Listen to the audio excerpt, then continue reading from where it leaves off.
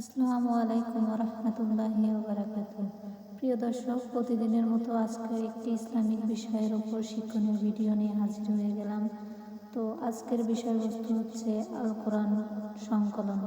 তো চলুন মূল ভিডিও যাওয়া যাক। মহানবী সাল্লাল্লাহু আলাইহি সাল্লামের সময়ে আল কোরআন মুখস্থ ও লেখনীয় মাধ্যমে পুরোপুরি সংরক্ষণ করা হয়, কিন্তু সে সময় তা একত্রে গ্রন্থবদ্ধ করা হয়নি, বরং তার তত্ত্বাবধানে লিপিবদ্ধ টুকরাগুলো নানানজনের নিকট সংরক্ষিত ছিল। হযরত আবু বকর রাদিয়াল্লাহু তাআলা আনহু সর্বপ্রথম কোরআন সংকলনের উদ্যোগ নেন। হযরত আবু বকর রাদিয়াল্লাহু তাআলা আনহু ছিলেন ইসলামের প্রথম খলিফা। তার সময়ে নবুয়তের কতিপয় মিথ্যা দাবিদার বা ভণ্ড নবী ও যাকাত অস্বীকারী আবির্ভাব ঘটে। তিনি তাদের বিরুদ্ধে যুদ্ধ ঘোষণা করেন। এরূপই একটি যুদ্ধ ছিল ইয়ামামের যুদ্ধ। এটি মুসাইলিমা কাযযাব নামক ভণ্ড নবীর বিরুদ্ধে পরিচালিত হয়। এ যুদ্ধে বহু সংখ্যক কোরআনের হাফিজ সাহেব শাহাদাত বরণ করেন। ভিডিওর মধ্যে ছোট্ট একটি অনুরোধ থাকবে, ভিডিওগুলো ভালো লাগলে অবশ্যই ইউটিউব থেকে দেখে থাকলে সাবস্ক্রাইব করবেন এবং ফেসবুক থেকে দেখে থাকলে ফলো দিয়ে আমাদের সাথেই থাকবেন। এতে হযরত উমর রাদিয়াল্লাহু তাআলা আনহু উদ্বিগ্ন হয়ে পড়েন।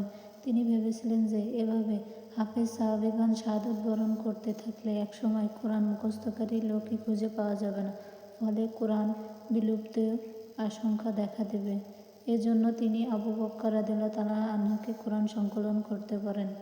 হযরত যায়েদ রাদিয়াল্লাহু তাআলা আনহু কোরআন সংকলনের ক্ষেত্রে বিশেষভাবে 4টি পন্থা অবলম্বন করতেন।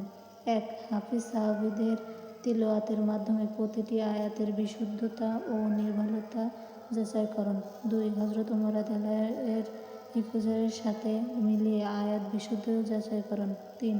রাসূলুল্লাহ সাল্লাল্লাহু আলাইহি ওয়াসাল্লামের উপস্থিতিতে লিখিত হওয়া ব্যাপারে ন্যূনতম 2 জন সাক্ষী সাক্ষ্য গ্রহণ। 4. চূড়ান্তভাবে লিখিত আয়াতগুলো অন্যান্য সাহাবীর সংরক্ষিত পান্ডুলিপির সাথে তুলনা ও যাচাইকরণ।